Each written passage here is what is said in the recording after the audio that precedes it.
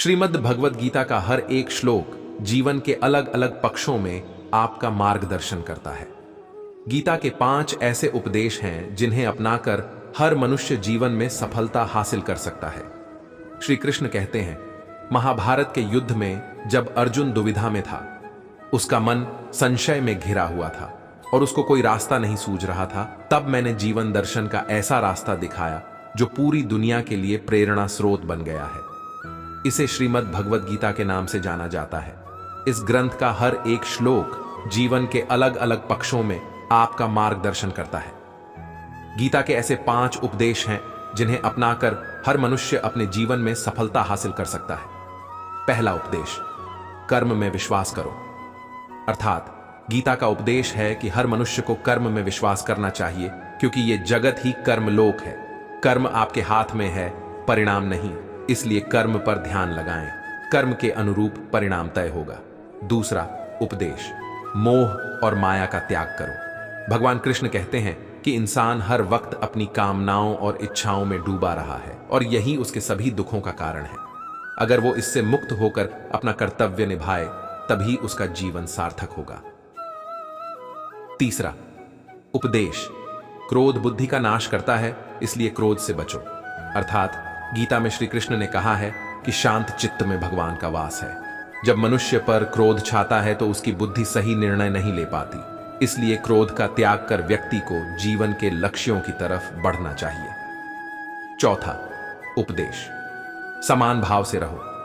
अर्थात भगवान कृष्ण व्यक्ति को हर परिस्थितियों में एक सा रहने की सीख देते हैं। गीता में कहा गया है कि सुख और दुख में व्यक्ति को एक जैसे ही रहना चाहिए, क्योंकि कोई भी स्थिति स्थायी नहीं रहती है। पांचवा उपदेश, इंद्रियों पर वश रखो। अर्थात गीता में कहा गया है कि क्रोध, लोभ, मोह ये सब मानवीय इंद्रियों के दोष हैं। जो मनुष्य अपनी इंद्रियों और मन पर नियंत्रण करता है, उसकी सफलता निश्चित है। गर्मियों के दिन थे। सुबह के समय एक बत्तख झील के पास ही पेड़ के नीचे अपने अंडे देने के लिए अच्छी जगह ढूंढी थी। उसने वहां पर 7 अंडे दिए। उसने देखा कि उसके 7 अंडों में से एक अंडा सबसे अलग था, जिसे देखकर वह परेशान रहने लगी। उसने अंडों से बच्चों के बाहर आने तक का इंतजार किया। फिर एक शाम उसके 6 अंडों में से उसके 6 नन्हे बच्चे बाहर आ गए। वो सभी बहुत सुंदर और प्यारे थे, लेकिन उसके 7वें अंडे से अभी तक बच्चा बाहर नहीं आया था। बत्तख ने कहा कि यह 7वां अंडे का बच्चा उसका सबसे सुंदर बच्चा होगा, तभी वह बाहर आने में इतना ज्यादा समय ले रहा है। एक शाम वह 7वां अंडा भी फूट गया। उसमें से एक बदसूरत बत्तख का बच्चा निकला। बत्तख का यह बच्चा अपने बाकी के 6 भाई बहनों से बहुत बड़ा और बदसूरत था। यह देखकर बत्तख मां बहुत उदास हो गई। उसे उम्मीद थी कि शायद कुछ दिनों बाद वह बदसूरत बत्तख भी अपने भाई बहनों की तरह सुंदर हो जाएगा। कई दिन बीत जाने के बाद भी वह बत्तख बदसूरत ही रहा। बदसूरत होने की वजह से उसके सारे भाई बहन उसका मजाक भी उड़ते थे और कोई भी उसके साथ नहीं खेलता था। वह बदसूरत बत्तख का बच्चा बहुत उदास रहने लगा। एक दिन झील में अपनी परछाई देखते हुए वह बदसूरत बत्तख का बच्चा सोचने लगा कि अगर उसने अपने परिवार को छोड़ दिया तो वो सारे बहुत खुश हो जाएं। वह किसी दूसरे जंगल में चला जाएगा। यही सोचकर वह किसी घने जंगल में चला गया। जल्द ही सर्दियों के दिन आ गए। हर तरफ बर्फ की बारिश हो रही थी। बदसूरत बत्तख के बच्चे को ठंड लग रही थी। उसके पास खाने पीने के लिए भी कुछ नहीं था। वहां से वह एक बत्तख के परिवार के पास गया। उन्होंने उसे भगा दिया। फिर वो एक मुर्गी के घर गया। मुर्गी ने भी उसे चोंच मारकर भगा दिया। उसी रास्ते में उसे एक कुत्ते ने देखा, लेकिन कुत्ता भी उसे छोड़कर चला गया। बदसूरत बत्तख उदास मन से सोचने लगा कि वह इतना बदसूरत है कि कुत्ता भी उसे नहीं खाना चाहता है। उदास होकर वह बदसूरत बत्तख का बच्चा फिर से जंगल जाने लगा। रास्ते में उसे एक किसान दिखाई दिया। वह किसान उस बदसूरत बत्तख को अपने घर ले गया। वहां पर उसे एक बिल्ली परेशान करने लगी तो वह वहां से भी भाग गया और फिर से एक जंगल में रहने लगा। कुछ ही दिनों में बसंत का मौसम आ गया। अब वह बदसूरत बत्तख भी काफी बड़ा हो गया था। एक दिन वह एक नदी के किनारे टहल रहा था। वहां पर उसने एक सुंदर राजहंसी को देखा, जिससे उसे प्यार हो गया। लेकिन फिर उसे लगा कि वह एक बदसूरत बत्तख है, इसलिए उसे वह राजहंसी कभी नहीं मिलेगी। शर्म से उसने अपना सिर झुका लिया। तभी उसने वहीं के पानी में अपनी परछाई देखी और वह हैरान हो गया। उसने देखा अब वह बहुत बड़ा हो गया है और एक सुंदर राजहंस में बदल गया है। उसे यह एहसास हो गया कि वह एक हंस है।